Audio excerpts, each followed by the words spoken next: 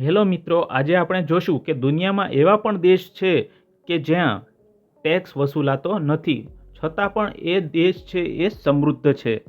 આપણા દેશમાં જેમ કે બહુ જ બધા ટેક્સ વસૂલાય છે, 30%, 18%, 12%. તો હવે આપણે એ જોઈએ કે દુનિયામાં એવા કયા કયા 10 દેશ છે કે જ્યાં ટેક્સ વસૂલાતો નથી, છતાં તે સમૃદ્ધ છે.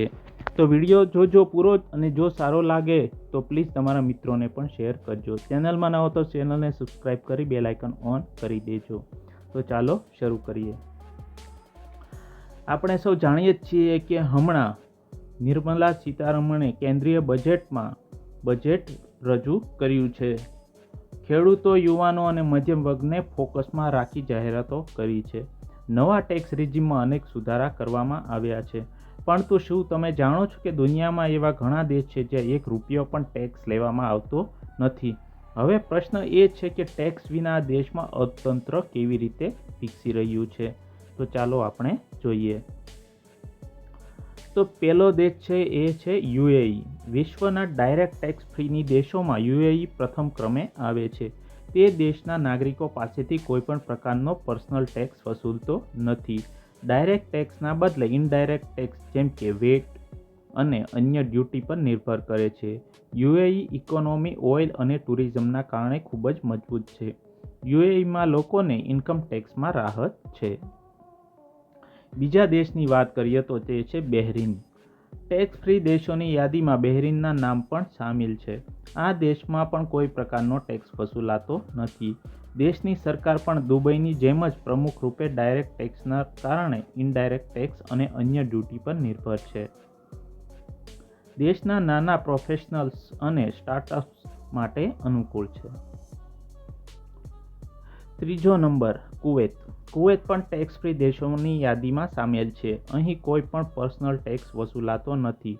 ક્રૂડ ઓઇલ મારફત થતી આવક પર નિર્ભર અર્થતંત્ર જનતા પાસેથી ₹1 પણ ટેક્સ લીધા વિના જ વૃદ્ધિ કરે છે.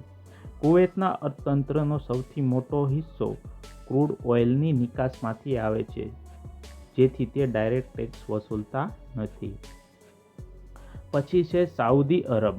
સાઉદી અરબે પણ તેના નાગરિકોને ટેક્સની જંજાળમાંથી સંપૂર્ણપણે બાકાત રાખ્યા છે. આ દેશમાં લોકો પોતાની કમાણીનો એક પણ હિસ્સો ટેક્સ પેટે ખર્ચ કરતા નથી. જો કે અહીં ઇનડાયરેક્ટ ટેક્સ વ્યવસ્થા મજબૂત છે. તેનાથી થતી આવક અને ટુરિઝમ પર અર્થતંત્ર નિર્ભર છે. તેની ગણના સમૃદ્ધ અર્થવ્યવસ્થાઓમાં થાય છે. પછી છે બહામાસ. બહામાસ દેશ જે પ્રવાસીઓ માટે સ્વર્ગ સમાન છે. આ દેશની ખાસિયત એ છે કે અહીં રહેતા નાગરિકોને ઇન્કમ ટેક્સ ચૂકવવો પડતો નથી. બ્રુનેઈ.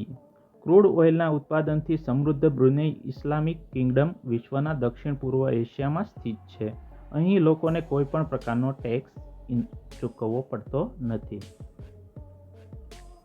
કેમેન ટાપુઓ. કેમેન ટાપુઓ ઉત્તર અમેરિકા ખંડના કેરેબિયન પ્રદેશમાં સ્થિત છે. પ્રવાસીઓ માટે આ પણ એક આકર્ષક સ્થળ છે અને ઘણા લોકો અહીં રજાઓ ગાળવા આવે છે.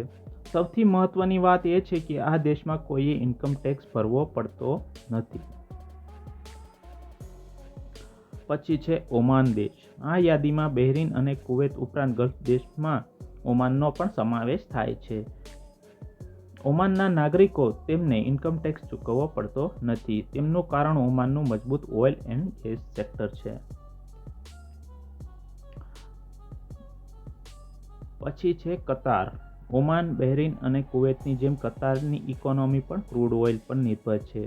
તેથી અહીંના લોકોને ઇન્કમ ટેક્સ ચૂકવવો પડતો નથી. અહીં રહેતા લોકો ખૂબ જ ધનિક છે. મોનેકો.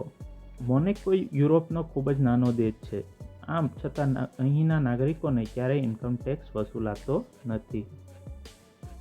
તો મિત્રો, તમને આજે મેં કઈ 10 દેશ બતાવ્યા છે ત્યાં ઇન્કમ ટેક્સ ચૂકવાતો નથી, અને આપણા દેશમાં નાનામાં નાની વસ્તુઓમાં પણ ટેક્સ ચૂકવાય છે.